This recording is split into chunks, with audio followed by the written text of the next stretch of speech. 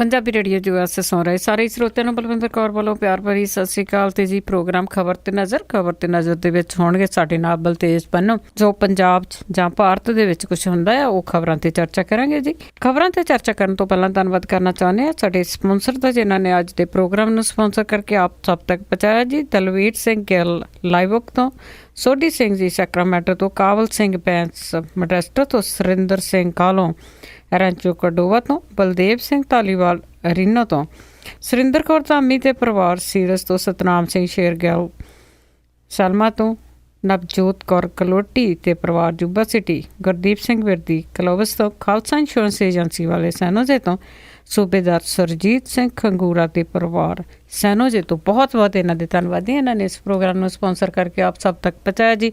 ਬਲਤੇਜ ਪੰਨੂ ਜੀ ਸਤਿ ਸ਼੍ਰੀ ਅਕਾਲ, ਸਵਾਗਤ ਹੈ ਜੀ। ਸਤਿ ਸ਼੍ਰੀ ਅਕਾਲ ਜੀ, ਧੰਨਵਾਦ ਜੀ, ਬਹੁਤ ਮਿਹਰਬਾਨੀ। ਅਤੇ ਬਲਤੇਜ ਪੰਨੂ ਜੀ, ਹੁਣ ਤਾਂ ਕਾਫੀ ਦਿਨਾਂ ਤੋਂ ਆਪਾਂ ਗੱਲ ਜਿਹੜੀ ਸ਼ੁਰੂ ਕਰਦੇ ਹਾਂ ਉਹ ਹਰਿਆਣਾ ਤੋਂ ਕਰਦੇ ਹਾਂ। ਜਿਸ ਤਰ੍ਹਾਂ ਉੱਥੇ ਅੰਦੋਲਨ ਚੱਲ ਰਿਹਾ ਆ, ਹਿੰਸਾ ਹੋ ਰਹੀ ਆ, ਤੇ ਉੱਥੇ ਦੇ ਹੁਣ ਹਾਲਾਤ ਕਿਸ ਤਰ੍ਹਾਂ ਨੇ? ਅਜੇ ਹਾਲਾਤ ਜਿਹੜੇ ਨੇ ਜੀ ਉਹ ਕਾਬੂ ਹੇਠ ਨਹੀਂ ਕਹੇ ਜਾ ਸਕਦੇ। ਜੋ ਕੁਛ ਪਿਛਲੇ 24 ਘੰਟਿਆਂ ਦੇ ਦੌਰਾਨ ਹੋਇਆ ਜੀ, ਉਹਨੇ ਸਹੀ ਪੁੱਛੋ ਤਾਂ ਜਿਹੜਾ ਹਰਿਆਣੇ ਦੇ ਵਿੱਚ ਲਾਅ ਐਂਡ ਆਰਡਰ ਦੀ ਜਿਹੜੀ ਸਥਿਤੀ ਹੈ, ਜਾਂ ਸਰਕਾਰ ਦੀ ਜਿਹੜੀ ਹੈ ਜੀ ਉਹ ਪਕੜ, ਉਹਦਾ ਜੇ ਪੰਜਾਬੀ 'ਚ ਪੁੱਛੋ ਤਾਂ ਜਲੂਸ ਕੱਢ ਕੇ ਜਿਹੜਾ ਜੀ ਉਹ ਰੱਖ ਦਿੱਤਾ। ਇਉਂ ਲੱਗਦਾ ਕਿ ਉੱਥੇ ਸਰਕਾਰ ਨਾਂ ਦੀ ਕੋਈ ਚੀਜ਼ ਨਹੀਂ ਹੈ, ਉੱਥੇ ਪੁਲਿਸ ਨਾਂ ਦੀ ਕੋਈ ਜਿਹੜੀ ਹੈ ਜੀ ਉਹ ਚੀਜ਼ ਨਹੀਂ ਹੈਗੀ, ਜਿਹੜੀ ਕਿ ਉਹਨਾਂ ਨੂੰ ਕੰਟਰੋਲ ਜਿਹੜੀ ਸੀ ਉਹ ਕਰ ਸਕੇ ਪ੍ਰਦਰਸ਼ਨਕਾਰੀਆਂ ਨੂੰ। ਲੋਕ ਜਿਹੜੇ ਉਹ ਤੰਗ ਹੁੰਦੇ, ਸੜਕਾਂ ਦੇ ਉੱਤੇ ਰੁਲਦੇ ਖੁਲਦੇ ਜਿਹੜੇ ਜੀ ਉਹ ਵੇਖੇ ਗਏ, ਔਰ ਥਾਂ ਥਾਂ ਦੇ ਉੱਤੇ ਲੱਗੇ ਜਿਹੜੇ ਜਾਮ ਸੀ ਉਹਨਾਂ ਨੂੰ ਖੁਲਵਾਉਣ ਦੇ ਵਿੱਚ ਬਿਲਕੁਲ ਜਿਹੜੀ ਹੈ ਜੀ ਉਹ ਫੇਲ ਹੋਈ ਜਿਹੜਾ ਪ੍ਰਸ਼ਾਸਨ ਸੀਗਾ। ਪਿਛਲੇ 24 ਘੰਟਿਆਂ ਦੇ ਦੌਰਾਨ ਰੋਹਤਕ ਦੇ ਵਿੱਚ ਜੀਂਦ ਬਾਈਪਾਸ ਦੇ ਕੋਲੇ ਪੈਂਦਾ ਜੀ ਕਾਰਾਂ ਦਾ ਸ਼ੋਰੂਮ, ਪੂਰੇ ਦਾ ਪੂਰਾ ਉਹ ਜਿਹੜਾ ਸੀਗਾ ਉਹਨੂੰ ਤੋੜ ਭੰਨ ਕੀਤੀ ਗਈ, ਔਰ ਉੱਥੇ ਜਿਹੜੀਆਂ ਖੜੀਆਂ ਗੱਡੀਆਂ ਸੀਗੀਆਂ ਜੀ ਉਹਨਾਂ ਨੂੰ ਨੁਕਸਾਨ ਪਹੁੰਚਾਇਆ ਗਿਆ। ਬੱਸਾਂ ਦੇ ਡੀਪੂ ਦੇ ਵਿੱਚ ਜਾ ਵੜੇ ਪ੍ਰਦਰਸ਼ਨਕਾਰੀ, ਕਈ ਬੱਸਾਂ ਨੂੰ ਅੱਗ ਜਿਹੜੀ ਸੀਗੀ ਜੀ ਉਹ ਲਾ ਦਿੱਤੀ। 8 ਹੋਰ ਮੌਤਾਂ ਜਿਹੜੀਆਂ ਉਹ ਹੋਣ ਦੀਆਂ ਖਬਰਾਂ ਨੇ। ਕੇਂਦਰ ਦੀ ਸਰਕਾਰ ਜਿਹੜੀ ਆ ਜੀ ਉਹ ਬੋਲੀ ਆ, ਉੱਠੀ ਆ, ਔਰ ਉਹਨੇ ਕੁਝ ਕਮੇਟੀਆਂ ਜਿਹੜੀਆਂ ਜੀ ਉਹ ਬਣਾਈਆਂ ਨੇ।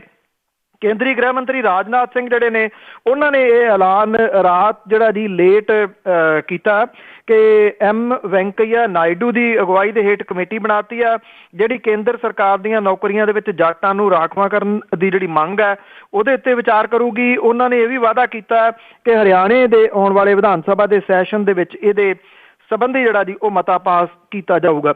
ਇਹੀ ਮੁੱਖ ਜਿਹੜੀ ਮੰਗ ਸੀਗੀ ਹਰਿਆਣੇ ਦੀ। ਅਜੇ ਨਹੀਂ, ਪਰ ਉਮੀਦ ਹੈ ਅਗਲੇ ਕੁਝ ਘੰਟਿਆਂ ਦੇ ਦੌਰਾਨ ਕਮ ਸੇ ਕਮ ਜਿਹੜਾ ਨੈਸ਼ਨਲ ਹਾਈਵੇ 1 ਹੈ, ਜਿਹੜਾ ਬਿਲਕੁਲ ਕੱਟਿਆ ਵੱਢਿਆ ਪਿਆ ਸਾਰਾ ਕੁਝ, ਉਹਦੇ ਉੱਤੇ ਦੁਬਾਰਾ ਜਿਹੜਾ ਜੀ ਉਹ ਟ੍ਰੈਫਿਕ ਬਹਾਲ ਹੋ ਜਾਣ ਦੀ ਆਸ ਜਿਹੜੀ ਹੈ ਜੀ ਉਹ ਕੀਤੀ ਜਾ ਸਕਦੀ ਹੈ। ਅਜੇ ਜਿਹੜੇ ਜਾਟ ਨੇ ਜੀ ਉਹਨਾਂ ਦੇ ਵੱਲੋਂ ਇਹਦੇ ਉੱਤੇ ਕੋਈ ਪ੍ਰਤੀਕਰਮ ਜਿਹੜਾ ਜੀ ਉਹ ਨਹੀਂ ਆਇਆ।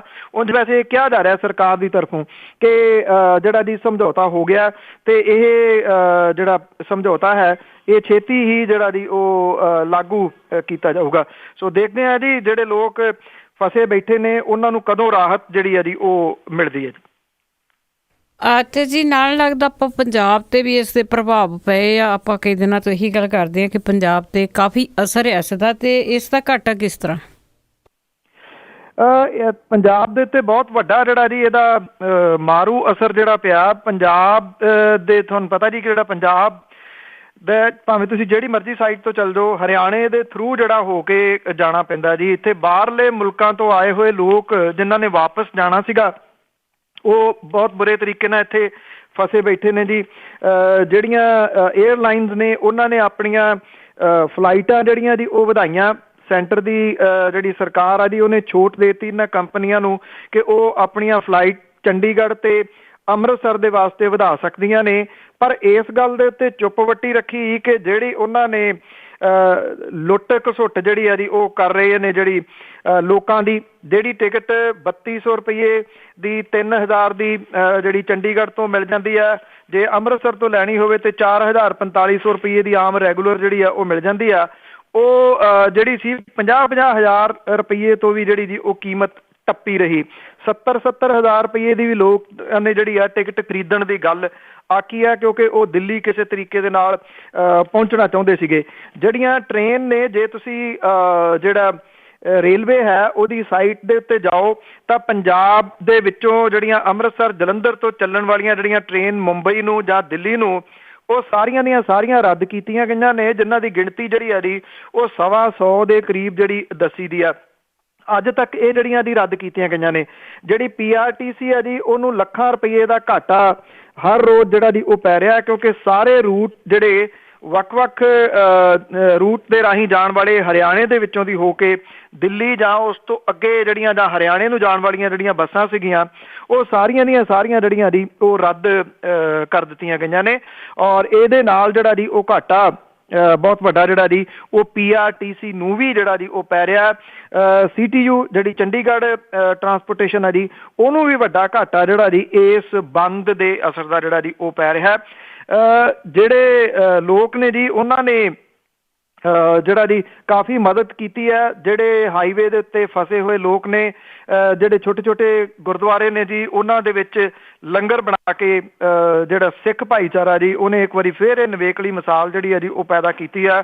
ਭੁੱਖਣ ਭਾਣੇ ਖੜੇ ਜਿਹੜੇ ਫਸੇ ਲੋਕ ਨੇ ਉਹਨਾਂ ਨੂੰ ਲੰਗਰ ਜਿਹੜਾ ਜੀ ਉਹ ਛਕਾਇਆ। ਘਾਟਾ ਆਪਣੀ ਜਗ੍ਹਾ ਦੇ ਉੱਤੇ ਹੈ ਜੀ, ਪਰ ਇਹ ਲੋਕ ਜਿਹੜੇ ਨੇ ਜੀ ਹਮੇਸ਼ਾ ਇਸ ਤਰ੍ਹਾਂ ਦੇ ਅੱਗੇ ਜਿਹੜੇ ਆ ਕੇ ਮਦਦ ਕਰਦੇ ਨੇ ਤੇ ਇੱਥੇ ਵੀ ਬੜੀ ਮਦਦ ਜਿਹੜੀ ਹੈ ਜੀ ਉਹ ਕੀਤੀ ਜਾ ਰਹੀ ਹੈ ਲੋਕਾਂ ਦੀ।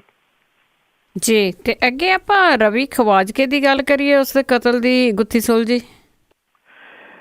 ਅਜੇ ਗੁੱਥੀ ਤਾਂ ਨਹੀਂ ਜੀ ਸੁਲਝੀ ਜਿਹੜੀ, ਪਰ ਇੰਨਾ ਕੁ ਜਿੰਨਾ ਪੁਲਿਸ ਜਿਹੜੀ ਹੈ ਜੀ ਉਹ ਦੱਸ ਰਹੀ ਆ ਕਿ ਇਹ ਪੁਰਾਣੀ ਰੰਜਿਸ਼ ਦਾ ਜਿਹੜਾ ਮਾਮਲਾ ਕਿਹਾ ਜਾ ਰਿਹਾ ਜੀ। ਸਟੂਡੈਂਟ ਆਗੂ ਤੇ ਪਿੰਡ ਖਵਾਜਕੇ ਦਾ ਸਾਬਕਾ ਸਰਪੰਚ ਰਵੀ ਖਵਾਜਕੇ, ਉਹਦਾ ਕਤਲ ਜਿਹੜਾ ਜੀ ਉਹ ਸ਼ਾਰਪ ਸ਼ੂਟਰਾਂ ਨੇ ਜਿਹੜਾ ਦੀ ਉਹ ਕੀਤਾ ਦੱਸਿਆ ਜਾ ਰਿਹਾ।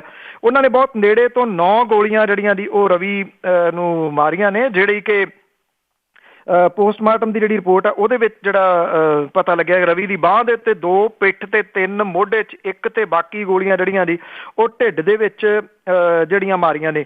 ਪੁਲਿਸ ਦੀ ਜਿਹੜੀ ਥਿਊਰੀ ਹੈ, ਜਿੰਨਾ ਪੁਲਿਸ ਅਜੇ ਦੱਸ ਰਹੀ ਆ, ਉਹ ਇਹ ਕਹਿੰਦੀ ਆ ਕਿ ਇਹਦਾ ਜਿਹੜਾ ਕਤਲ ਹੈ ਉਹ ਜੇਲ੍ਹ ਦੇ ਵਿੱਚ ਬੈਠੇ ਜਿਹੜੇ ਨੇ ਜੀ ਇੱਕ ਗੈਂਗਸਟਰ ਗੁਗਨੀ, ਉਹਨੇ ਜਿਹੜਾ ਜੀ ਅੰਦਰ ਰਚੀ ਆ ਜੇਲ੍ਹ ਦੇ ਵਿੱਚ ਜਿਹੜੀ ਉਹ ਬਹਿ ਕੇ, ਔਰ ਉਹਨੇ ਮੋਗੇ ਦੇ ਦਵਿੰਦਰ ਸ਼ੂਟਰ ਤੇ ਉਹਦੇ ਸਾਥੀਆਂ ਤੋਂ ਇਹ ਜਿਹੜਾ ਕਤਲ ਕਰਵਾਇਆ।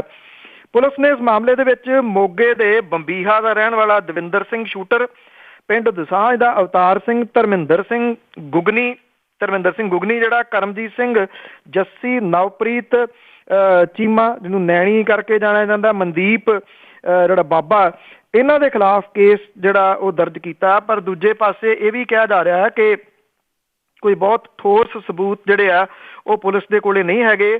ਸੂਤਰ ਇਹ ਜ਼ਰੂਰ ਦੱਸਦੇ ਨੇ ਕਿ ਕੁਝ ਸਾਲ ਪਹਿਲਾਂ ਕੁਹਾੜੇ ਦੇ ਕੋਲੇ ਇੱਕ ਮੈਰਿਜ ਪੈਲੇਸ ਦੇ ਵਿੱਚ ਰਵੀ ਖਵਾਜਕੇ ਤੇ ਉਹਦਾ ਭਰਾ ਜਿਹੜਾ ਸੰਦੀਪ ਗਰੇਵਾਲ ਤੇ ਸ਼ਿੰਦਾ ਸੰਗੋਵਾਲੀਆ, ਇਹਨਾਂ ਦੇ ਵਿਚਾਲੇ ਕੋਈ ਕੁੱਟਮਾਰ ਹੋਈ ਸੀ। ਜਦੋਂ ਤੋਂ ਇਹ ਦੁਸ਼ਮਣੀ ਦੇ ਵਿੱਚ ਜਿਹੜੀ ਆ ਉਹ ਤਬਦੀਲ ਹੋ ਗਈ ਸੀ। ਇਹ ਉਸੇ ਹੀ ਦੁਸ਼ਮਣੀ ਦਾ ਨਤੀਜਾ ਕਿਹਾ ਜਾ ਰਿਹਾ ਜੀ ਪੰਜਾਬ ਦੇ ਵਿੱਚ ਹੋਇਆ ਇਹ ਕਤਲ। ਆਪਾਂ ਕਈ ਵਾਰੀ ਪਹਿਲਾਂ ਵੀ ਗੱਲ ਜਿਹੜੀ ਕੀਤੀ ਆ ਕਿ ਪੰਜਾਬ ਦੇ ਵਿੱਚ ਜਿਹੜੇ ਗੈਂਗਸਟਰ ਨੇ ਉਹ ਕਿੰਨੇ ਕੁ ਨੇ ਤੇ ਕਿੰਨੇ ਕੁ ਆਪਰੇਟ ਜਿਹੜਾ ਜੀ ਉਹ ਕਰ ਰਹੇ ਨੇ, ਇਹ ਉਸ ਸਭ ਕਾਸੇ ਦਾ ਹੀ ਨਤੀਜਾ ਹੈ ਜੀ। ਜੀ ਬਿਲਕੁਲ, ਹਜੇ ਥੋੜੀ ਦੇਰ ਬਾਅਦ ਹੋਰ ਪਤਾ ਲੱਗੂਗਾ ਕਿ ਬਹੁਤ ਜ਼ਿਆਦਾ ਹੈ ਜੀ ਜਾਲ ਵਿਛਿਆ ਪਿਆ। ਤੇ ਅੱਗੇ ਆਪਾਂ ਗੁਰਪ੍ਰੀਤ ਭੱਟੀ ਦੀ ਗੱਲ ਕਰੀਏ, ਉਹ ਵੀ ਆ ਗਏ ਨੇ ਜੀ ਆਮ ਆਦਮੀ ਪਾਰਟੀ ਦੇ ਵਿੱਚ। ਬਿਲਕੁਲ ਜੀ, ਮਨਪ੍ਰੀਤ ਸਿੰਘ ਬਾਦਲ ਹੋਰਾਂ ਦੇ ਤੋਂ ਬਾਅਦ ਜਿਹੜੇ ਸੀਗੇ ਜੀ ਪਾਰਟੀ ਦੇ ਦੂਜੇ ਨੰਬਰ ਦੇ ਨੇਤਾ PPP ਦੇ ਵਿੱਚ, ਉਹ ਛੱਡ ਕੇ PPP ਆਮ ਆਦਮੀ ਪਾਰਟੀ ਦੇ ਵਿੱਚ ਸ਼ਾਮਲ ਹੋ ਗਏ ਨੇ। ਕਈ ਤਰ੍ਹਾਂ ਦੀਆਂ ਅਟਕਲਾਂ ਜਿਹੜੀਆਂ ਸੀਗੀਆਂ ਉਹਨਾਂ ਦੇ PPP ਦੇ ਵਿੱਚ ਜਾਣ ਤੋਂ ਪਹਿਲਾਂ ਚੱਲਦੀਆਂ ਰਹੀਆਂ। ਇਹ ਕਿਹਾ ਜਾ ਰਿਹਾ ਜੀ ਕਿ ਇੱਕ ਪਿੰਡ ਜਿਹੜਾ ਇਹਨਾਂ ਦੇ ਹਲਕੇ ਦੇ ਵਿੱਚ ਹੀ ਪੈਂਦਾ, ਖੰਨੇ ਦੇ ਵਿੱਚ, ਉੱਥੋਂ ਦੇ ਕੁਝ ਜਿਹੜੇ ਪਿੰਡ ਦੇ ਵਸਨੀਕ ਸੀਗੇ ਉਹ ਕਾਗਜ਼ ਪੱਤਰ ਲੈ ਕੇ ਜਿਹੜਾ ਆਮ ਆਦਮੀ ਪਾਰਟੀ ਦੇ ਦਫ਼ਤਰ 'ਚ ਪਹੁੰਚ ਗਏ। ਇਹ ਕਿਹਾ ਕਿ ਉਹਨਾਂ ਦੀ ਜ਼ਮੀਨ ਦੇ ਉੱਤੇ ਕਬਜ਼ਾ ਜਿਹੜਾ ਦੀ ਉਹ ਕੀਤਾ ਹੋਇਆ। ਤੋ ਇਹਦੇ ਕਰਕੇ ਥੋੜਾ ਡਿਲੇ ਜਿਹੜਾ ਦੀ ਹੁੰਦਾ ਦਿੰਦਾ ਸੀਗਾ, ਪਰ ਲਾਸਟ ਮਿੰਟ ਦੇ ਉੱਤੇ ਫਿਰ ਗੁਰਪ੍ਰੀਤ ਸਿੰਘ ਭੱਟੀ ਹੋਰਾਂ ਜਿਹੜਾ ਦੀ ਉਹ ਸ਼ਾਮਲ ਕਰ ਲਿਆ ਗਿਆ। ਇੰਨਾ ਕੀਤਾ ਕਿ ਪਹਿਲਾਂ ਖੰਨੇ ਪ੍ਰੈਸ ਕਾਨਫਰੰਸ ਹੋਣੀ ਸੀਗੀ, ਉਹਨੂੰ ਤਬਦੀਲ ਕਰਕੇ ਲੁਧਿਆਣੇ ਜਿਹੜਾ ਸੀ ਉਹ ਲੈ ਜਾਇਆ ਗਿਆ। ਲੁਧਿਆਣੇ ਗੁਰਪ੍ਰੀਤ ਸਿੰਘ ਭੱਟੀ ਹੋਰਾਂ ਜਿਹੜਾ ਆਮ ਆਦਮੀ ਪਾਰਟੀ ਦੇ ਵਿੱਚ ਸ਼ਾਮਲ ਕੀਤਾ ਗਿਆ। ਉਂਝ ਵੈਸੇ ਜੇ ਸੋਸ਼ਲ ਮੀਡੀਆ ਦੀ ਮੰਨੀਏ ਤਾਂ ਸੋਸ਼ਲ ਮੀਡੀਆ ਦੇ ਉੱਤੇ ਇਹ ਜਿਹੜਾ ਮਾਮਲਾ ਹੈ ਸਾਰਾ, ਇਹਨੂੰ ਲੈ ਕੇ ਚਰਚਾ ਜਿਹੜੀ ਹੈ ਜੀ ਉਹ ਚੱਲ ਰਹੀ ਆ। ਜਦੋਂ ਕਿ ਪਾਰਟੀ ਦੇ ਜਿਹੜੇ ਕੁਝ ਸੂਤਰ ਨੇ ਜਿਨ੍ਹਾਂ ਦੇ ਨਾਲ ਗੱਲ ਮੈਂ ਕੱਲ ਵੀ ਕੀਤੀ ਸੀਗੀ, ਉਹਨਾਂ ਦਾ ਇਹ ਕਹਿਣਾ ਹੈ ਕਿ ਉਹਨਾਂ ਨੇ ਆਪਣੇ ਤੌਰ ਦੇ ਉੱਤੇ ਇਨਵੈਸਟੀਗੇਸ਼ਨ ਜਿਹੜੀ ਹੈ ਜੀ ਉਹ ਕੀਤੀ ਆ, ਪਰ ਇਸ ਦੇ ਵਿੱਚ ਜਿਹੜੀ ਕੋਈ ਗੱਲ ਸੱਚਾਈ ਜਿਹੜੀ ਉਹ ਨਜ਼ਰ ਨਹੀਂ ਆਈ, ਜਿਹੜੇ ਦੋਸ਼ ਗੁਰਪ੍ਰੀਤ ਸਿੰਘ ਭੱਟੀ ਹੋਰਾਂ ਦੇ ਉੱਤੇ ਲਾਏ ਜਾ ਰਹੇ ਸਨ। ਸੋ ਉਹ ਹੁਣ ਆਮ ਆਦਮੀ ਪਾਰਟੀ ਦੇ ਜਿਹੜਾ ਜੀ ਉਹ ਬਣ ਗਏ ਨੇ। ਔਰ ਇਹ ਵੀ ਆਖਿਆ ਗਿਆ ਜੀ ਕਿ ਮਨਪ੍ਰੀਤ ਸਿੰਘ ਬਾਦਲ ਹੋਰੀ ਇਕੱਲੇ ਸ਼ਾਮਲ ਹੋਏ ਸਨ ਕਾਂਗਰਸ ਦੇ ਵਿੱਚ। ਆਮ ਆਦਮੀ ਪਾਰਟੀ ਦੇ ਵੱਲੋਂ ਇਹ ਪ੍ਰਚਾਰਿਆ ਜਾ ਰਿਹਾ ਕਿ PPP ਦਾ ਮਰਜ ਜਿਹੜਾ ਜੀ ਉਹ ਅਸਲ ਦੇ ਵਿੱਚ ਆਮ ਆਦਮੀ ਪਾਰਟੀ ਦੇ ਵਿੱਚ ਹੁਣ ਜਿਹੜਾ ਹੋਇਆ। ਉਹਨਾਂ ਨੇ ਕਿਹਾ ਕਿ ਜਿਹੜੇ ਬਾਕੀ ਆਗੂ ਨੇ ਕੋਈ ਆਮ ਦੇ PPP ਦੇ, ਉਹ ਵੀ ਜਲਦੀ ਇਸ ਪਾਰਟੀ ਦੇ ਵਿੱਚ ਸ਼ਾਮਲ ਹੋਣਗੇ। ਬਿਲਕੁਲ ਜੀ, ਕਹਿਣ ਨੂੰ ਕਿਹਾ ਜਾਂਦਾ ਕਿ ਕਾਂਗਰਸ ਵਿੱਚ ਹੋਏ ਆ, ਪਰ ਉਹ ਆਮ ਆਦਮੀ ਪਾਰਟੀ 'ਚ ਹੋ ਰਹੇ ਆ। ਤੇ ਅੱਗੇ ਆਪਾਂ ਪੇਂਡੂ ਸਿਹਤ ਢਾਂਚੇ ਦੀ ਗੱਲ ਕਰੀਏ ਕਿ ਕਹਿੰਦੇ ਉਹ ਵੀ ਆਖਰੀ ਸਾਹਾਂ ਤੇ। ਜੀ ਬਿਲਕੁਲ, ਜਿਹੜਾ ਪੇਂਡੂ ਸਿਹਤ ਢਾਂਚਾ ਹੈ ਜੀ, ਉਹ ਡਾਕਟਰਾਂ ਦੀ ਭਾਰੀ ਘਾਟ, ਦਵਾਈਆਂ ਹੈ ਨਹੀਂ ਗਿਆ ਜੀ, ਔਰ ਹਾਲਾਤ ਜਿਹੜੇ ਇਹ ਨੇ ਜੀ ਕਿ ਮਲਮ ਪੱਟੀ ਤੱਕ ਦੀ ਵੀ ਜਿਹੜੀ ਹੈ ਜੀ ਉਹ ਸਹੂਲਤ ਨਹੀਂ ਹੈਗੀ। ਔਰ ਪੰਜਾਬ ਦੇ ਪਿੰਡਾਂ ਦੇ ਭਾਗ ਜਿਹੜੇ ਨੇ ਜੀ ਉਹ ਇੰਨੇ ਇਸ ਤਰ੍ਹਾਂ ਦੇ ਨਹੀਂ ਹੈਗੇ। ਕਿਹਾ ਜਾ ਰਿਹਾ ਕਿ ਬਾਦਲ ਪਿੰਡ ਵਰਗਾ ਉਹਨੂੰ ਹਸਪਤਾਲ ਜਿਹੜਾ ਜੀ ਨਸੀਬ ਨਹੀਂ ਹੁੰਦਾ, ਕਿਉਂਕਿ ਇੱਕੋ ਹੀ ਹਸਪੀਟਲ ਬਾਦਲ ਪਿੰਡ ਦੇ ਵਿੱਚ ਹੀ ਆ ਜੀ। ਬਾਕੀ ਜਿਹੜੇ ਪਿੰਡ ਨੇ ਜੀ ਉਹ ਇਸ ਪੱਖੋਂ ਅਭਾਗੇ ਨੇ। ਜਿਹੜੀਆਂ ਡਿਸਪੈਂਸਰੀਜ਼ ਨੇ, ਛੋਟੇ ਛੋਟੇ ਜਿਹੜੇ ਹਸਪੀਟਲ ਨੇ ਜਾਂ ਡਿਸਪੈਂਸਰੀਆਂ ਜਿਹੜੀਆਂ ਨੇ, ਉਹਨਾਂ ਵੱਲ ਨੂੰ ਹੁਣ ਲੋਕ ਮੂੰਹ ਹੀ ਨਹੀਂ ਕਰਦੇ ਜੀ। ਇਸ ਕਰਕੇ ਮੂੰਹ ਨਹੀਂ ਕਰਦੇ ਕਿ ਅਵਲ ਤਾਂ ਉੱਥੇ ਡਾਕਟਰ ਨਹੀਂ ਹੈਗਾ, ਜੇ ਡਾਕਟਰ ਹੈਗਾ ਤਾਂ ਦਵਾਈਆਂ ਨਹੀਂ ਹੈਗੀਆਂ, ਜੇ ਡਾਕਟਰ ਵੀ ਦਵਾਈਆਂ ਵੀ ਹੈਗੀਆਂ ਨੇ ਤਾਂ ਉਹਨਾਂ ਨੂੰ ਅੱਗੋਂ ਦਿੱਤਾ ਨਹੀਂ ਜਾਂਦਾ ਜੀ। ਕਿਉਂਕਿ ਉਹਦਾ ਕਾਰਨ ਇਹ ਆ ਕਿ ਇਹ ਜਿਹੜੇ ਲੋਕ ਉੱਥੇ ਹੈ ਨੇ ਪ੍ਰਾਈਵੇਟ ਤੌਰ ਦੇ ਉੱਤੇ ਪ੍ਰੈਕਟਿਸ ਕਰਦੇ ਨੇ। ਇਹ ਕੋਸ਼ਿਸ਼ ਕਰਦੇ ਨੇ ਕਿ ਜਿਹੜਾ ਮਰੀਜ਼ ਆ ਉਹਨਾਂ ਨੂੰ ਘਰੇ ਆ ਕੇ ਮਿਲੇ, ਜਿੱਥੇ ਉਹ ਉਹਦੇ ਤੋਂ ਮੋਟੇ ਪੈਸੇ ਜਿਹੜੇ ਆ ਜੀ ਉਹ ਲੈ ਸਕਣ। ਮੁੱਖ ਮੰਤਰੀ ਦੇ ਜੱਦੀ ਪਿੰਡ ਬਾਦਲ ਦਾ 100 ਬੈੱਡ ਦਾ ਹਸਪੀਟਲ ਜਿਹੜਾ ਜ਼ਰੂਰ ਇਸ ਤਰ੍ਹਾਂ ਦਾ ਹੈ ਜਿਹਨੂੰ ਵੇਖ ਕੇ ਕੋਈ ਕਹਿ ਸਕਦਾ ਹੈ ਕਿ ਪੰਜਾਬ ਦੇ ਵਿੱਚ ਪੇਂਡੂ ਹਸਪੀਟਲ ਜਿਹੜੇ ਨੇ ਉਹਨਾਂ ਦੀ ਚੰਗੀ ਜਿਹੜੀ ਹੈ ਜੀ ਉਹ ਪੈਂਠ ਹੈ। ਪਰ ਬਾਦਲ ਪਿੰਡ ਦੇ ਇਸ ਹਸਪੀਟਲ ਤੋਂ ਇਲਾਵਾ ਬਾਕੀ ਜਗ੍ਹਾ ਦੇ ਉੱਤੇ ਜਿਹੜਾ ਜੀ ਤੁਸੀਂ ਇਹ ਕਹਿ ਲਓ ਕਿ ਰੱਬ ਹੀ ਰੱਖ ਹੈ। ਜਿਹੜੇ ਸਿਹਤ ਮੰਤਰੀ ਨੇ ਪੰਜਾਬ ਦੇ, ਹਾਲਾਤ ਇਹ ਹੈ ਕਿ ਉਹਨਾਂ ਦੇ ਆਪਣੇ ਜੱਦੀ ਹਲਕੇ ਦੇ ਵਿੱਚ ਵੀ ਜਿਹੜੇ ਜੀ ਇੰਨੇ ਮੰਦੇ ਹਾਲੀ ਆ ਕਿ ਲੋਕ ਜਿਹੜੇ ਨੇ ਉਹ ਜਾਂਦੇ ਨੇ ਹਸਪੀਟਲਾਂ ਦੇ ਵਿੱਚ, ਉੱਥੇ ਜਿਹੜਾ ਜੀ ਨਾ ਡਾਕਟਰ ਨੇ ਜੀ, ਨਾ ਕੋਈ ਮਸ਼ੀਨ ਜਿਹੜੀ ਆ ਜੀ ਉਹ ਕੰਮ ਕਰ ਰਹੀ ਹੈ। ਇੱਕ ਮਸਲਾ ਬੜਾ ਉਭਰਿਆ ਸੀਗਾ ਜਿਹੜਾ ਕੈਂਸਰ ਦੇ ਵਾਸਤੇ, ਔਰ ਬੜੇ ਇੱਟਾਂ ਪੱਥਰ ਨੀਂਹ ਪੱਥਰ ਜਿਹੜੇ ਉਹ ਲਾਏ ਗਏ ਸੀਗੇ ਕਿ ਹੁਣ ਤਾਂ ਜਿਹੜਾ ਜੀ ਕੈਂਸਰ ਦਾ ਹਸਪੀਟਲ ਪੰਜਾਬ ਦੇ ਵਿੱਚ ਆ ਜਾਣਾ। ਉਹ ਕਿੱਥੇ ਬਣਿਆ, ਕਦੋਂ ਉਹ ਸ਼ੁਰੂ ਹੋਣਾ, ਇਹਦਾ ਕਿਸੇ ਨੂੰ ਕੁਝ ਨਹੀਂ ਪਤਾ। ਅਜੇ ਵੀ ਲੋਕ ਜਿਹੜੇ ਨੇ ਇਲਾਜ ਦੇ ਵਾਸਤੇ ਬੀਕਾਨੇਰ ਜਾਂਦੇ ਨੇ। ਪੰਜਾਬ ਦੀ ਬਦਕਿਸਮਤੀ ਆ ਕਿ ਜਿਹੜੀ ਟ੍ਰੇਨ ਜਾਂਦੀ ਆ ਇੱਥੇ ਪੰਜਾਬ ਦੇ ਵਿੱਚੋਂ ਬੀਕਾਨੇਰ ਨੂੰ, ਉਹਨੂੰ ਹੁਣ ਕੈਂਸਰ ਟ੍ਰੇਨ ਕਹਿ ਕੇ ਬੁਲਾਉਂਦੇ ਆ ਜੀ। ਜੀ ਬਿਲਕੁਲ ਬਿਲਕੁਲ। ਤੇ ਅੱਗੇ ਆਪਾਂ ਗੱਲ ਕਰਦੇ ਜੀ ਅਬੋਹਰ ਕਾਂਡ ਦੀ, ਜਿਸ ਦੇ ਵਿੱਚ ਮੁੱਖ ਮੰਤਰੀ ਨੇ ਜਾਣਾ ਸੀ ਜੀ ਪਰਿਵਾਰ ਦੇ ਕੋਲ, ਫਿਰ ਉਹ ਪਹੁੰਚੇ ਨੇ। ਭੀਮ ਟਾਂਕ ਦੇ ਨਿਮਿਤ ਅੰਤਮ ਅਰਦਾਸ ਹੋਈ। ਬਿਲਕੁਲ ਜੀ, ਜਿਹੜਾ ਐਕਚੁਅਲੀ ਜਿਹੜੇ ਲੜਕੇ ਨੂੰ, ਨੌਜਵਾਨ ਨੂੰ ਮਾਰ ਦਿੱਤਾ ਗਿਆ ਸੀਗਾ ਜੀ, ਉਹਦੇ ਹੱਥ ਪੈਰ ਕੱਟ ਕੇ, ਤੇ ਇੱਕ ਜਿਹੜਾ ਉਹ ਜੇਰੇ ਇਲਾਜ ਹੈ ਅਜੇ। ਜਦੋਂ ਇਹ ਸਾਰਾ ਕੁਝ ਸਾਹਮਣੇ ਆਇਆ ਸੀਗਾ ਤਾਂ ਅਕਾਲੀ ਦਲ ਦਾ ਜਿਹੜਾ ਹਲਕਾ ਇੰਚਾਰਜ ਔਰ ਅਕਾਲੀ ਦਲ ਦਾ ਦਫ਼ਤਰ ਜਿਹਦੇ ਬਿਜ਼ਨਸ ਦੇ ਵਿੱਚੋਂ ਜਿਹੜੀ ਉਹਦੇ ਉੱਤੇ ਸਿੰਡੀਕੇਟ ਆ ਜਿਹੜੀ ਸ਼ਰਾਬ ਦੀ, ਉੱਥੋਂ ਚੱਲਦਾ, ਜਿਹੜਾ ਸ਼ਿਵ ਲਾਲ ਡੋਡਾ, ਉਹਦੇ ਸਾਥੀਆਂ ਦੇ ਵੱਲੋਂ ਜਿਹੜਾ ਭੀਮ ਟਾਂਕ ਦਾ ਕਤਲ ਕੀਤਾ ਗਿਆ ਸੀਗਾ। ਔਰ ਇਹ ਮਸਲਾ ਬੜਾ ਉਭਰਿਆ ਸੀਗਾ ਪੰਜਾਬ ਦੇ ਵਿੱਚ। ਇਸ ਪਰਿਵਾਰ ਨੂੰ ਇਹ ਭਰੋਸਾ ਦਿਵਾਇਆ ਗਿਆ ਸੀਗਾ ਕਿ ਮੁੱਖ ਮੰਤਰੀ ਪ੍ਰਕਾਸ਼ ਸਿੰਘ ਬਾਦਲ ਹੋਰੀ ਛੇਤੀ ਪੀੜਤ ਪਰਿਵਾਰ ਦੇ ਨਾਲ ਜਿਹੜੀ ਹੈ ਜੀ ਮੁਲਾਕਾਤ ਕਰਨਗੇ।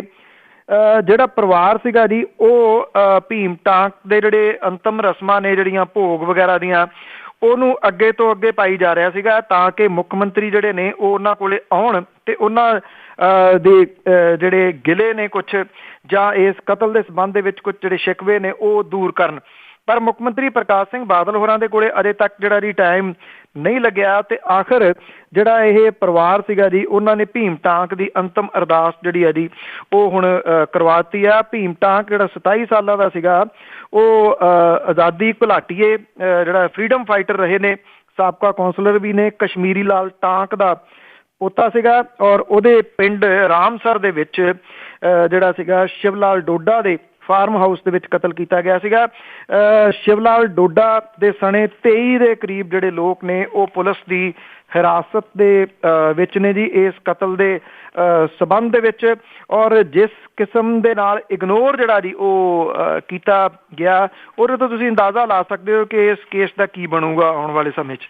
ਉਹ ਤਾਂ ਜੀ ਪਹਿਲਾਂ ਹੀ ਪਤਾ ਆ, ਕਈ ਵਾਰੀ ਤਾਂ ਕਲੀਨ ਚਿੱਟ ਜੇਬ ਦੇ ਵਿੱਚ ਹੀ ਹੁੰਦੀ ਆ ਕਿ ਛੇਤੀ ਦੇ ਨਾਲ ਹੀ ਫਰਕ ਕਰ ਦਿੱਤਾ ਜਾਂਦਾ, ਪਰ ਜਦੋਂ ਇਸ ਤਰ੍ਹਾਂ ਵਿਚਾਰੇ ਗਰੀਬ ਦੀ ਮੌਤ ਹੋ ਜਾਂਦੀ ਆ ਤੇ ਕੋਈ ਉਹਨਾਂ ਨੂੰ ਇਨਸਾਫ ਨਹੀਂ ਮਿਲਦਾ। ਅੱਗੇ ਪੰਜਾਬ ਦੇ ਬੁੱਧੀਜੀਵੀਆਂ ਦੀ ਗੱਲ ਕਰੀਏ ਜੀ, ਉਹਨਾਂ ਨੇ ਵਿਚਾਰਾਂ ਦੇ ਆਜ਼ਾਦੀ ਦੇ ਹੱਕ ਵਿੱਚ ਆਵਾਜ਼ ਉਠਾਈ। ਆਈ ਥਿੰਕ ਬੜੀ ਦੇਰ ਬਾਅਦ ਜਿਹੜਾ ਜੀ ਉਹ ਕਿਹਾ ਜਾ ਸਕਦਾ ਹੈ, ਕਿਉਂਕਿ ਅਕਸਰ ਆਪਾਂ ਤੇ ਕਈ ਵਾਰੀ ਗੱਲ ਕੀਤੀ ਹੈ ਕਿ ਜਿਹੜਾ ਬੁੱਧੀਜੀਵੀ ਵਰਗ ਹੈ ਉਹ ਪਤਾ ਨਹੀਂ ਉਹ ਕਿਸ ਗੱਲ ਨੂੰ ਜਿਹੜਾ ਜੀ ਉਹ ਉਡੀਕਦਾ ਕਿ ਕਦੋਂ ਉਹਨੇ ਜਿਹੜਾ ਜੀ ਪੰਜਾਬ ਦੇ ਵਾਸਤੇ ਬੋਲਣਾ, ਪੰਜਾਬ ਦੇ ਵਿੱਚ ਜੋ ਕੁਛ ਵਾਪਰ ਰਿਹਾ ਉਹਦੇ ਵਾਸਤੇ ਉਹਨੇ ਜਿਹੜਾ ਜੀ ਉਹ ਬੋਲਣਾ। ਕੁਛ ਤਕਰੀਬਨ 130 ਤੋਂ ਵੱਧ ਜਿਹੜੇ ਪ੍ਰੋਫੈਸਰ, ਚਿੰਤਕ, ਸੀਨੀਅਰ ਵਕੀਲ, ਰਾਈਟਰ, ਆਰਟਿਸਟ ਜਿਹੜੇ ਨੇ ਜੀ, ਇਹਨਾਂ ਸਾਰਿਆਂ ਨੇ ਹੁਣ ਸਾਂਝੇ ਤੌਰ ਦੇ ਉੱਤੇ ਜਿਹੜੀ ਡੂੰਘੀ ਚਿੰਤਾ ਜ਼ਾਹਰ ਕੀਤੀ ਹੈ ਜੀ। ਪੰਜਾਬ ਦੇ ਲੋਕਾਂ ਨੂੰ ਮੁਲਕ ਦੇ ਵਿੱਚ ਜਿਹੜੀਆਂ ਤਾਕਤਾਂ ਇਸ ਵੇਲੇ ਖਾਸ ਤੌਰ ਦੇ ਉੱਤੇ ਵਿਦਿਅਕ ਸੰਸਥਾਵਾਂ ਦੇ ਵਿੱਚ ਵਿਚਾਰਾਂ ਦੀ ਆਜ਼ਾਦੀ ਨੂੰ ਖਤਮ ਜਿਹੜਾ ਕੀਤਾ ਜਾ ਰਿਹਾ, ਉਹਦੇ ਵਿਰੁੱਧ ਇਕਜੁੱਟ ਹੋ ਕੇ ਆਵਾਜ਼ ਉਠਾਉਣ ਦਾ ਸੱਦਾ ਜਿਹੜਾ ਜੀ ਉਹ ਦਿੱਤਾ। ਇੱਕ ਇਹਨਾਂ ਨੇ ਸਾਂਝੀ ਅਪੀਲ ਕੀਤੀ ਹੈ ਜੀ। 130 ਦੇ ਕਰੀਬ ਨੇ ਇਹ ਸਾਰੇ, ਜਿਨ੍ਹਾਂ ਨੇ ਇਹ ਗੱਲ ਆਖੀ ਹੈ ਜੀ ਕਿ ਮੁਲਕ ਨੂੰ ਇਸ ਵੇਲੇ ਭਗਵਾਂ ਕਰਨ ਤੇ ਰਾਸ਼ਟਰਵਾਦ ਨੂੰ ਹਥਿਆਰ ਬਣਾ ਕੇ ਵਰਤਿਆ ਜਾ ਰਿਹਾ। ਔਰ ਉਹਨਾਂ ਨੇ ਕਿਹਾ ਕਿ ਧਰਮ ਨਿਰਪੱਖ ਤੇ ਅਗਾਂਹ ਵਧੂ ਤਾਕਤਾਂ ਜਿਹੜੀਆਂ ਨੇ ਉਹਨਾਂ ਨੂੰ ਦੇਸ਼ ਧਰੋਹੀ ਕਰਾਰ ਦੇ ਕੇ ਆਪਣੇ ਫਿਰਕਾ ਪ੍ਰਸਤ, ਸਾਮਰਾਜ ਪੱਖੀ ਤੇ ਪਿਛਾਕੜੀ ਏਜੰਡੇ ਜਿਹੜਾ ਉਹ ਦੇਸ਼ ਦੇ ਉੱਤੇ ਜਿਹੜਾ ਨੇ ਉਹ ਥੋਪ ਰਹੀਆਂ ਨੇ, ਜਿਹਦੇ ਕਰਕੇ ਇਹਨਾਂ ਦੇ ਵਿਰੋਧ ਦੇ ਵਿੱਚ ਜਿਹੜਾ ਜੀ ਉਹ ਡਟਣ ਦਾ ਸੱਦਾ ਇਸ ਬੁੱਧੀਜੀਵੀ ਵਰਗ ਨੇ ਜਿਹੜਾ ਜੀ ਉਹ ਦਿੱਤਾ। ਤੇ ਮੈਂ ਕਿਹਾ ਕਿ ਇਹ ਐਕਚੁਅਲੀ ਕਾਫੀ ਦੇਰ ਪਹਿਲਾਂ ਹੋਣਾ ਚਾਹੀਦਾ ਸੀਗਾ ਤਾਂ ਕਿ ਜਿਹੜਾ ਜੋ ਕੁਛ ਪੰਜਾਬ ਦੇ ਵਿੱਚ ਵੀ ਵਾਪਰ ਰਿਹਾ ਉਹਦੇ ਬਾਰੇ ਵੀ ਜਿਹੜਾ ਜੀ ਇਹ ਬੋਲਦੇ। ਪਰ ਦੇਰ ਨਾਲ ਹੀ ਸਹੀ, ਪ੍ਰੋਫੈਸਰ ਜਗਮੋਹਨ ਸਿੰਘ ਹੁਰੀ, ਪ੍ਰੋਫੈਸਰ ਅਜਮੇਲ ਸਿੰਘ ਔਲਖ, ਇਹਦੇ ਵਿੱਚ ਡਾਕਟਰ ਪਰਮਿੰਦਰ ਸਿੰਘ ਤੇ ਮੇਘਰਾਜ ਮਿੱਤਰ ਵਰਗੇ ਔਰ ਸੀਨੀਅਰ ਵਕੀਲ ਕੁਲਦੀਪ ਸਿੰਘ, ਓਮ ਪ੍ਰਕਾਸ਼ ਗਾਸੋ, ਇਹ ਸਾਰੇ ਜਿਹੜੇ ਜੀ ਉਹ ਸ਼ਾਮਲ ਨੇ, ਜਿਨ੍ਹਾਂ ਨੇ ਸਾਂਝੇ ਤੌਰ ਦੇ ਉੱਤੇ ਪੰਜਾਬੀਆਂ ਨੂੰ ਇਹ ਗੱਲ ਆਖੀ ਹੈ ਕਿ ਉਹ ਇਸ ਚੀਜ਼ ਦੇ ਭਗਵਾਂ ਕਰਨ ਦੇ ਵਿਰੋਧ ਦੇ ਵਿੱਚ ਖਾਸ ਤੌਰ ਦੇ ਉੱਤੇ ਜਿਹੜਾ ਜੀ ਉਹ ਡਟ ਜਾਣ। ਮਨੁੱਖੀ ਅਧਿਕਾਰ ਜਥੇਬੰਦੀਆਂ ਜਿਹੜੀਆਂ ਅਕਸਰ ਬਹੁਤ ਰੌਲਾ ਪਾਉਂਦੀਆਂ ਨੇ ਇਸ ਮਸਲੇ ਦੇ ਉੱਤੇ, ਦਿੱਲੀ ਦੇ ਵਿੱਚ ਵਿਦਿਆਰਥੀ ਆਗੂ ਵਾਲੇ ਮਸਲੇ ਦੇ ਉੱਤੇ, ਉਹਨਾਂ ਦੀ ਜਿਹੜੀ ਚੁੱਪ ਹੈ ਉਹ ਹਾਲ ਦੀ ਘੜੀ ਸਮਝ ਤੋਂ ਪਰੇ ਵਾਲੀ ਗੱਲ ਹੈ ਜੀ। ਵੀ ਉਹ ਮਨੁੱਖੀ ਅਧਿਕਾਰਾਂ ਦਾ ਘਾਣ ਜਿਹੜਾ ਜੀ ਉਹ ਕਦੋਂ ਗਿਣਦੀਆਂ ਨੇ ਕਿ ਜਦੋਂ ਉਹ ਬੋਲਣਗੀਆਂ, ਉਹ ਕਦੋਂ ਸਮਝਣਗੀਆਂ ਕਿ ਇਹ ਘਾਣ ਹੋਇਆ ਕਿ ਨਹੀਂ ਹੋਇਆ ਜੀ। ਜਦੋਂ ਜੀ ਕੁਛ ਨਾ ਕੁਛ ਠੰਡਾ ਹੋ ਜਾਏ ਉਹ ਉਦੋਂ ਬੋਲਣਗੇ। ਪਰ ਉਹ ਜਿਹੜੀ ਆਪਾਂ ਗੱਲ ਕੀਤੀ ਆ ਬੁੱਧੀਜੀਵੀਆਂ ਦੀ, ਚਲੋ ਦੇਰ ਆਏ ਦਰੁਸਤ ਆਏ, ਇਹਨਾਂ ਨੂੰ ਇਸੇ ਤਰ੍ਹਾਂ ਬੋਲਣਾ ਜ਼ਰੂਰ ਚਾਹੀਦਾ। ਅਤੇ ਅੱਗੇ ਅਖੀਰ ਦੇ ਵਿੱਚ ਜਿਹੜੇ ਸੈਸ਼ਨ ਆ ਜਿਹੜਾ ਉਹ ਕੱਲ੍ਹ ਨੂੰ ਸ਼ੁਰੂ ਹੋਗਾ ਅਤੇ ਕਈ ਹੰਗਾਮੇ ਹੋਣ ਦੇ ਵੀ ਅਸਾਰ ਪਸਾਰ ਨੇ ਜੀ। ਬਿਲਕੁਲ ਜੀ, ਭਲਕੇ ਇਹ ਪਾਰਲੀਮੈਂਟ ਦਾ ਸੈਸ਼ਨ ਜਿਹੜਾ ਜੀ ਉਹ ਸ਼ੁਰੂ ਹੋ ਰਿਹਾ ਤੇ ਵੇਖਿਆ ਜਾਵੇ ਤਾਂ ਮੇਰਾ ਖਿਆਲ ਸਭ ਤੋਂ ਵੱਡਾ ਮਸਲਾ ਜਿਹਦੀ ਆਪਾਂ ਗੱਲ ਕਰ ਰਹੇ ਹਾਂ, ਜਿਹੜਾ ਜਵਾਹਰ ਲਾਲ ਨਹਿਰੂ ਯੂਨੀਵਰਸਿਟੀ ਵਾਲਾ ਵਿਵਾਦ ਜਿਹੜਾ ਜੀ ਉਹੀ ਹੀ ਜ਼ਿਆਦਾ ਪਹੂਗਾ। ਔਰ ਇਹਦੇ ਨਾਲ ਜਿਹੜੇ ਰੋਹਿਤ ਵੇਮੁਲਾ ਦੇ ਵੱਲੋਂ ਖੁਦਕੁਸ਼ੀ, ਪਠਾਨਕੋਟ ਦੇ ਵਿੱਚ ਹੋਇਆ ਦਹਿਸ਼ਤੀ ਹਮਲਾ ਜਿਹੜਾ ਜੀ, ਇਹ ਵੀ ਕਾਫੀ ਜਿਹੜਾ ਜੀ ਹੰਗਾਮਾ ਲਿਆਊਗਾ ਪਾਰਲੀਮੈਂਟ ਦੇ ਸੈਸ਼ਨ ਦੇ ਵਿੱਚ। ਪ੍ਰਧਾਨ ਮੰਤਰੀ ਨੇ ਵਿਰੋਧੀ ਧਿਰ ਦੇ ਆਗੂਆਂ ਦੇ ਨਾਲ ਬੈਠਕ ਜਿਹੜੀ ਆ ਉਹ ਕਰਕੇ ਇਹਨੂੰ ਚਲਾਉਣ ਦੀਆਂ ਕੋਸ਼ਿਸ਼ਾਂ ਜਿਹੜੀਆਂ ਵਿੱਢੀਆਂ ਨੇ, ਪਰ ਕਿੰਨਾ ਕੁ ਇਹਨੂੰ ਬੂਰ ਪਊਗਾ ਜੀ ਇਹ ਵੇਖਣ ਵਾਲੀ ਗੱਲ ਹੋਊਗੀ, ਕਿਉਂਕਿ ਇਹ ਮਸਲੇ ਇੰਨੇ ਵੱਡੇ ਨੇ, ਇੰਨੇ ਅਹਿਮ ਨੇ। ਜਾਟ ਅੰਦੋਲਨ ਵਾਲਾ ਵੀ ਹੁਣ ਜਿਹੜਾ ਜੀ ਨਾਲ ਇਹਦੇ ਜੁੜ ਗਿਆ, ਕਿਉਂਕਿ ਜਿਹੜੀਆਂ ਵਿਰੋਧੀ ਧਿਰਾਂ ਨੇ ਉਹ ਭਾਰਤੀ ਜਨਤਾ ਪਾਰਟੀ ਦੀ ਜਿਹੜੀ ਸਰਕਾਰ ਹੈ ਹਰਿਆਣੇ ਵਿੱਚ, ਉਹਦਾ ਫੇਲ ਹੋਣਾ ਇਸ ਮਾਮਲੇ ਦੇ ਉੱਤੇ, ਸਹੀ ਜਿਹੜਾ ਸਟੈਂਡ ਨਾ ਲੈ ਸਕਣਾ, ਇਹਨੂੰ ਵੀ ਮੇਰਾ ਖਿਆਲ ਜਿਹੜਾ ਜੀ ਉਹ ਉਭਾਰਨਗੀਆਂ। ਪਰ ਆਈ ਥਿੰਕ ਸਭ ਤੋਂ ਵੱਡਾ ਜਿਹੜਾ ਮਸਲਾ ਹੈ ਜੀ ਉਹ ਸ਼ਾਇਦ ਇਹ ਯੂਨੀਵਰਸਿਟੀ ਵਾਲਾ ਬਣ ਕੇ ਜਿਹੜਾ ਜੀ ਉਹ ਰਹੂਗਾ। ਉਂਝ ਵੈਸੇ ਇਸ ਗੱਲ ਦੀ ਆਸ ਹੈ ਕਿ ਅੱਜ ਹਾਈ ਕੋਰਟ ਦੇ ਵਿੱਚ ਜਿਹੜੀ ਹੈ ਜੀ ਉਹ ਇਸ ਮਸਲੇ ਦੇ ਉੱਤੇ ਸੁਣਵਾਈ ਹੋ ਸਕਦੀ ਹੈ। ਸੁਪਰੀਮ ਕੋਰਟ ਦੇ ਵਿੱਚ ਇੱਕ ਜਿਹੜੀ ਪਟੀਸ਼ਨ ਲਾਈ ਗਈ ਸੀ ਉਹਦੇ ਉੱਤੇ ਵੀ ਸੁਪਰੀਮ ਕੋਰਟ ਨੇ ਜਿਹੜਾ ਜੀ ਉਹ ਸੁਣਵਾਈ ਜਿਹੜੀ ਮੰਨੀ ਹੈ, ਕਿਉਂਕਿ ਜਿਹੜਾ ਉਹਨੂੰ ਵਿਦਿਆਰਥੀ ਆਗੂ ਨੂੰ ਜਿਹੜਾ ਜੀ ਇਹ ਕਿਹਾ ਜਾ ਰਿਹਾ ਕਨ੍ਹਈਆ ਕੁਮਾਰ ਨੂੰ ਕਿ ਉਹਨੇ ਅਫਜ਼ਲ ਗੁਰੂ ਦੇ ਬਾਰੇ ਦੇ ਵਿੱਚ ਬੋਲਿਆ।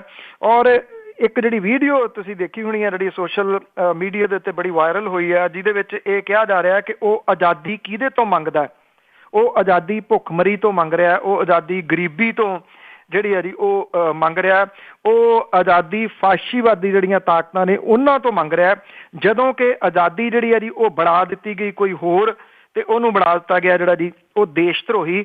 ਆਈ ਥਿੰਕ ਇਹ ਮਸਲਾ ਐਡਾ ਵੱਡਾ ਹੈ ਜਿਹਦੇ ਨਾਲ ਲੱਗਦਾ ਨਹੀਂ ਕਿ ਪਹਿਲਾਂ ਛੇਤੀ ਕੀਤੇ ਜਿਹੜਾ ਜੀ ਪਾਰਲੀਮੈਂਟ ਦਾ ਜਿਹੜਾ ਸੈਸ਼ਨ ਆ ਉਹ ਵਿਰੋਧੀ ਧਿਰਾਂ ਚੱਲਣ ਦੇਣਗੀਆਂ ਜੀ। ਤੇ ਅਖੀਰ ਵਿੱਚ ਅੱਜ ਨਵਾਂ ਕਿ ਹੰਸ ਰਾਜ ਹੁਣ ਬਦਲਿਆ ਫੇਰ ਕਾਂਟਾ, ਆੜੀ ਨਾਲ ਕਪਤਾਨ ਦੇ ਪਾਈ ਬੇਲੀ।